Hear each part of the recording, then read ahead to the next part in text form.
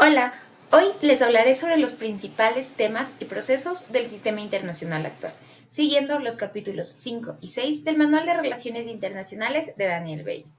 En el contexto postguerra fría, las relaciones internacionales han experimentado cambios bastante profundos.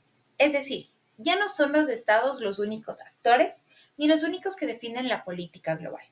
Vamos a ver cómo la globalización ha transformado estos actores, el papel creciente de la cultura y la religión, obviamente, la emergencia de discursos extremistas y cómo todo esto redefine la idea de seguridad global.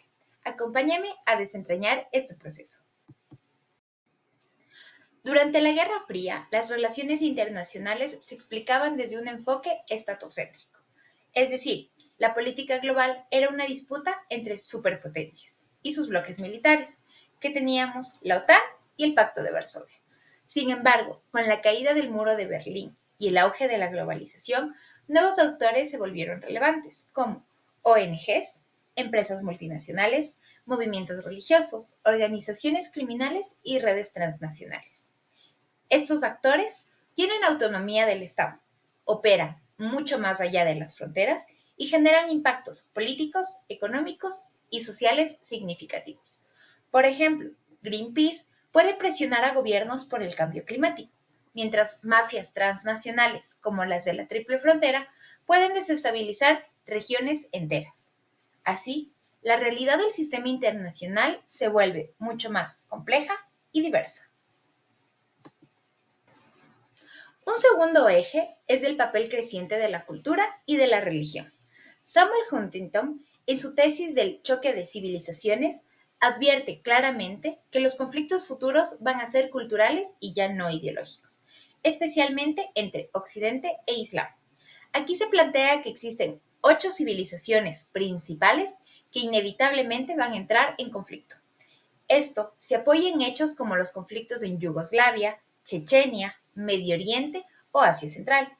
Sin embargo, esta tesis ha sido ampliamente criticada por Edward Said, quien afirma que esta visión simplifica y estigmatiza al mundo islámico. Amartya Sen dice que no somos solo musulmanes u occidentales, sino que todos nosotros tenemos múltiples identidades. Y Neil Ferguson señala que los verdaderos conflictos están dentro de las civilizaciones. Este debate muestra cómo la religión ya no está confinada a lo privado. Hoy influye en la política, en las guerras, la diplomacia y en los discursos globales. Otro fenómeno alarmante es el resurgimiento de los extremismos de derecha. Estos movimientos perciben al otro como una amenaza. Surgen en respuesta a la globalización, a la inmigración y a las crisis económicas. Y ellos utilizan Internet, la música e incluso el fútbol para reclutar a los jóvenes. Los skinheads, por ejemplo, promueven ideologías racistas y actúan en redes internacionales. También hay presencia de estos grupos en América Latina, como en Argentina y Chile.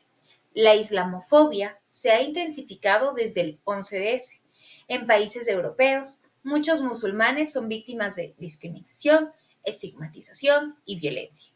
E incluso, según informes internacionales, la desconfianza hacia los musulmanes aumentó notablemente tras los atentados del 2001 y del 2004. Por lo tanto, el antisemitismo también persiste, así como forma de racismo y xenofobia asociados a teorías de superioridad racial. Todo esto plantea desafíos para la convivencia pacífica y la diversidad cultural en un mundo interdependiente. Ahora bien, entrando en el tema de seguridad global, tradicionalmente la seguridad se había sido entendida como la defensa militar de los estados. Pero esto, hoy en la actualidad, ya no basta. Hoy hablamos de seguridad humana, seguridad ambiental, seguridad económica e incluso Barry Busan plantea que debemos considerar múltiples dimensiones políticas, social, ecológicas y Olaf Palm propuso la seguridad común, es decir, cooperar en lugar de amenazarse mutuamente. Las amenazas actuales, como el terrorismo, el cambio climático, las pandemias e incluso la ciberseguridad, ya no reconocen fronteras. Aquí tenemos dos autores, Michael Wibirowka y Jonathan Friedman, quienes explican que vivimos en una era de violencia fragmentada. ¿Qué quiere decir? Que ya no son guerras entre estados, sino que son conflictos internos, guerras civiles y terrorismo descentralizado. Por lo tanto, la globalización no solo interconecta las economías, sino que también propaga crisis y amenazas. Y es por esta razón que la seguridad debe ser colectiva y basada en una cooperación internacional. Ahorita hemos recorrido temas fundamentales para comprender el sistema internacional actual.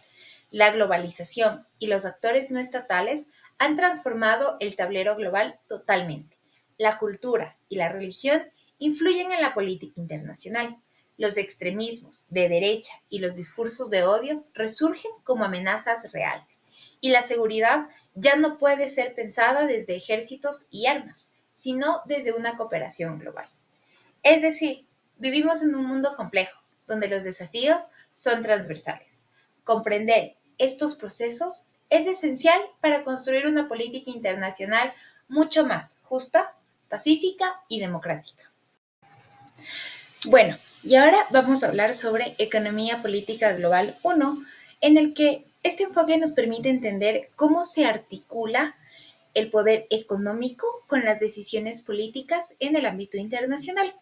Es decir, vamos a ver cómo los enfoques teóricos, actores relevantes, las relaciones de poder y cómo se han generado estos desequilibrios a partir de las dinámicas económicas tras la Segunda Guerra Mundial y en el actual contexto de la globalización.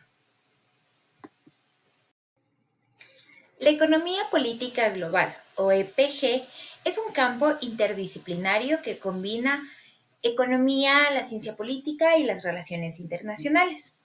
Aquí se analizan cómo los factores económicos, el poder político y las instituciones internacionales interactúan un poco y estructuran el sistema global. Ok, a diferencia de una visión puramente económica, la economía política global se interesa por el quién decide y cómo se distribuyen los beneficios, cuáles son las consecuencias políticas del comercio, de las finanzas y de la inversión internacional. Es decir, examina la economía como un campo de conflicto entre intereses diversos y desiguales. Ahora bien, tenemos tres principales perspectivas de análisis o corrientes teóricas, y estas son, en primer lugar, el liberalismo. Este se basa en Adam Smith y David Ricardo y sostiene que el libre comercio y los mercados abiertos siempre generan eficiencia y prosperidad mutua. Aquí el Estado debe intervenir lo mínimo posible y este enfoque fundamenta el sistema actual que tiene el FMI y la OMC. De ahí tenemos el realismo o mercantilismo.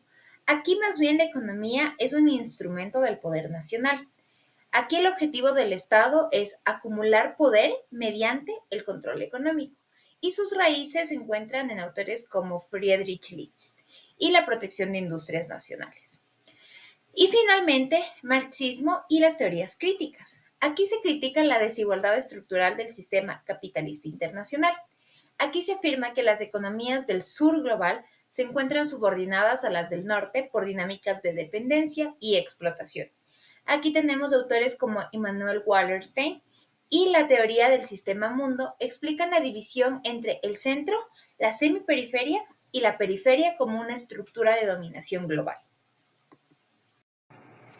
Como lo habíamos visto antes, tras la Segunda Guerra Mundial se configuró un nuevo orden mundial.